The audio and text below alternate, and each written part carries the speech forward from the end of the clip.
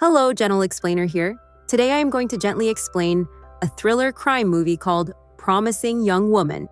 This story is about a girl who puts herself in danger of death to get justice for her friend. She makes a plan and goes to face the monster who ruined her best friend's life. But this attempt to take revenge takes a turn that no one had imagined. Now will she succeed in her mission?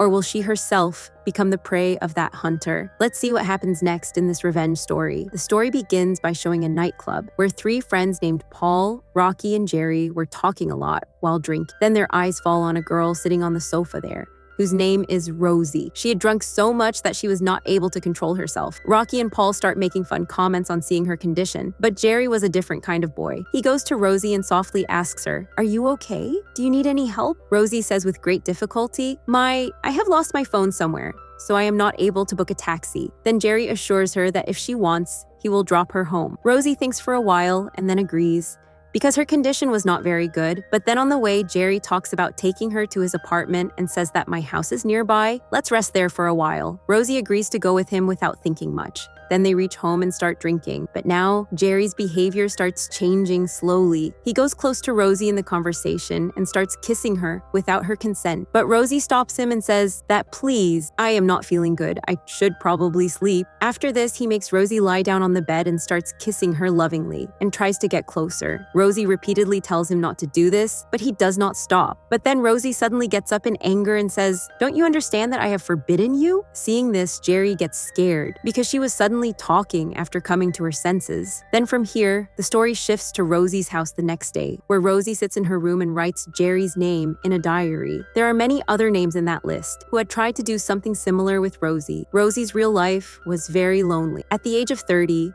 she was a dropout from a medical school. She had no boyfriend and no special friend. She lived with her parents and did a part-time job in a coffee shop. One day when she was working in the coffee shop, a boy named Ryan comes there who is Rosie's old classmate. Ryan recognizes him as soon as he sees him and both start talking. Now he had become a doctor and he also has a clinic. The conversation starts between the two and Ryan laughs. And then he asks Rosie, "Do you know Rosie? I had a crush on you since school time, but I never had the courage to tell you, so would you like to go on a date with me?" Rosie hesitates a bit at first, but then says yes after taking some time. Now that same night we see Rosie in the house of a boy named Neil, who, like Jerry, had brought Rosie to his house. Here also she was acting as if she was drunk like before and says that she wants to go to her house. But Neil asks her to get drunk a little more and then slowly tries to come closer to her. But then suddenly Rosie comes to her senses and starts talking, which scares Neil, and he thinks that this is a mad person. He says that "I am a good boy, but how did you come to your senses suddenly?" Then Rosie replies that "I pretend to be drunk like this every week, and I don't like good boys like you. They try to take advantage of me on the pretext of helping me. I do this so that boys like you think 1,000 times before taking advantage of another girl's helplessness. Now whenever you go to the club, understand that I am present inside every girl." Saying this, she leaves. Actually, Rosie's actions were not just a game, but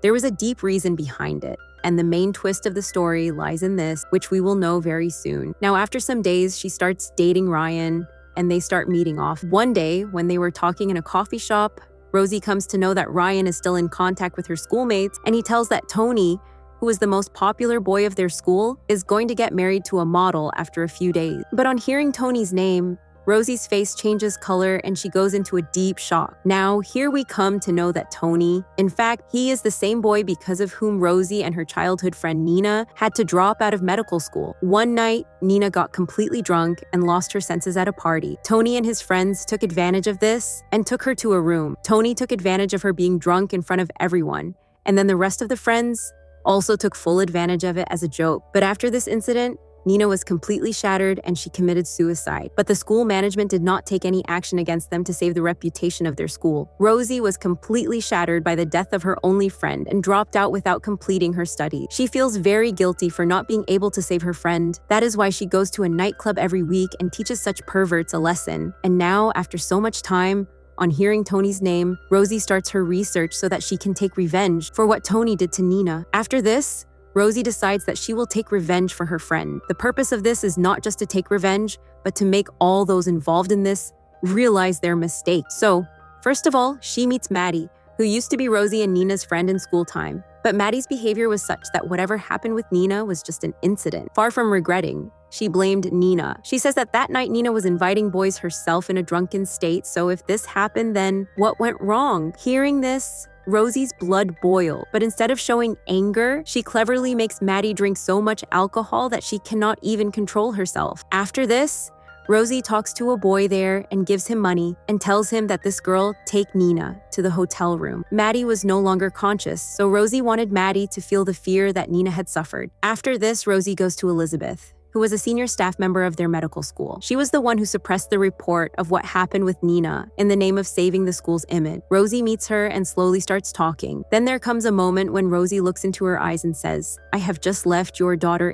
Bear in a hotel with 3 boys. She has drunk a lot and who knows what those boys would be doing with her now." Hearing this, Elizabeth gets worried and repeatedly starts asking for the address of that hotel, but Rosie does not tell anything. Finally, guilt comes in Elizabeth's eyes. She starts crying and apologizing and says that I did a very wrong thing. If I had done something for Nina at that time, maybe she would have been alive today. Then Rosie tells her the truth that Aber is completely safe, but it was important to make him realize how it feels when someone close to you is not getting justice. Now, after teaching Elizabeth a lesson, Rosie reaches her next target, whose name is Jordan. This was the same lawyer who defended Tony and the other boys in the court and saved them from punishment. When Rosie meets him and talks about Nina, he falls at her feet and says that whatever I did is not forgivable. I took the wrong advantage of being a lawyer and fought cases for many boys and saved them from such crimes which should have killed them. Now I cannot sleep peacefully because I regret what I did to Nina and the other girls. Ever since Nina committed suicide, I have stopped going to court. Please forgive me, and I am ready to do anything to get justice for Nina. Rosie sees remorse in his eyes. After this, she goes to meet Nina's mother, where they both talk a lot about Nina and Rosie's childhood memories. Then Nina's mother explains to Rosie that, "Look, daughter, now you should move forward in life. If Nina was alive, she would also have wanted you to live your life happily." Actually, after Nina's death, Rosie had stopped meeting people, talking to them, everything. But now for the first time, she tries to move on. She brings her relationship with Ryan closer, and both start spending many beautiful moments with each other. Rosie also introduces him to her parents, where everyone laughs while having dinner, and Rosie's parents also like Ryan a lot. Then one day, Maddie suddenly comes to meet Rosie. Her face has changed, and she was very embarrassed. She had met Rosie. She apologizes and says that, "I misunderstood Nina, and now I regret my words." With apology, she also gives an old videotape of that night when Nina was brutalized. Those boys had recorded it. After this, Rosie watches that video with great difficulty, but she is shocked to hear a voice in that video, and that voice was of none other than Ryan. This breaks Rosie's heart.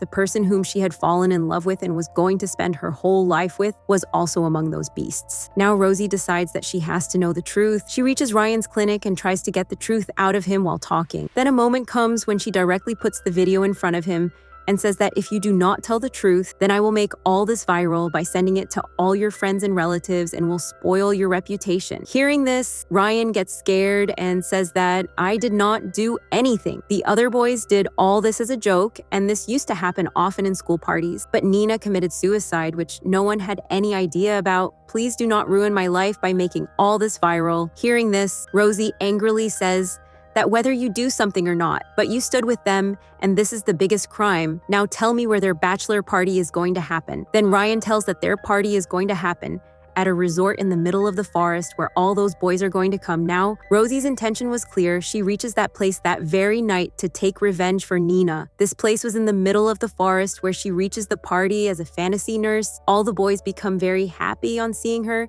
That look, our Dr. Madam has come. Now there will be lots of fun, but they don't know that tonight is going to be the last night of their fun. After this, she makes all the boys drunk by giving them alcohol, and then takes Tony to a room upstairs. Actually, Tony is going to get married in a few days, so he was forbidding Rosie from doing anything like that. But Rosie seduces him with her gestures and ties his hands to the bed with handcuffs. At that time, it seemed as if she was a fantasy nurse, and both of them are going to share some romantic moments. Now, after putting the handcuffs, Rosie reveals her real identity and starts talking about Nina, but Tony gets scared on hearing Nina's name and understands that he is trapped. He starts calling his friends, but Rosie had made them unconscious by mixing medicine in the alcohol. Then Tony starts crying that, "Forgive me," but Rosie doesn't listen to even one of them. And this was the biggest opportunity of his friend. To take revenge, she says that for what you did to Nina, her name should be written on your entire body. After this, She takes out a surgical box, seeing which Tony gets very scared and starts screaming. But as soon as Rosie sits on him,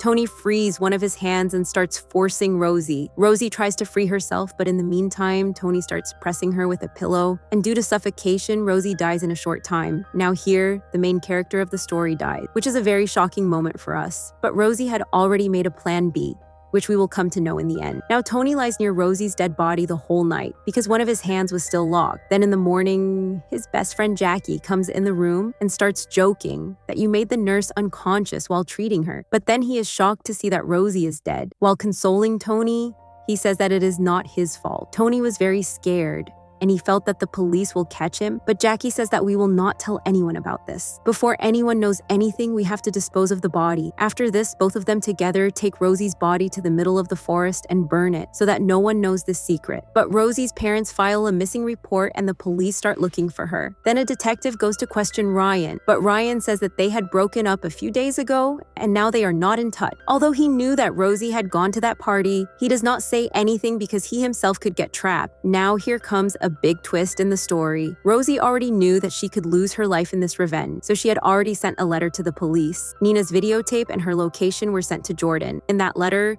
it was written that if I do not return, then give all this to the police, and Jordan also does the same because he promised to get justice for Nina. After this, the police start searching for Rosie, and after going to the forest, her burnt ashes are found. After this, the police directly reaches Tony's wedding and arrests him on the charge of Rosie's murder. At the same time, Ryan gets a scheduled message from Rosie in which it is written, "Enjoy the wedding." So friends, in this story, Rosie is shown to be emotionally very strong and a brave girl. She knew that she could lose her life among the people she was going among, but she was determined that she would get justice for her best friend, so she prepared Plan B and completed her mission even after dying. This story can be very shocking for everyone, because the main character lost her life at the hands of the same person from whom she had gone to take revenge. But this story has a very realistic message, that how some people pretend to be gentlemen, but from inside they are very dark and dangerous. And in today's society, often attempts are made to take advantage of such helplessness and situation of girls, due to which we girls never feel safe wherever we go. Rosie of the story is no longer in this world, but while leaving, she proved that true friendship is not just about staying together, but also has the courage to risk one's life if needed. I hope you liked this movie explained video. If you want to see more similar movie explained videos, then you can watch this video by clicking here. Now I go and see you in the next video.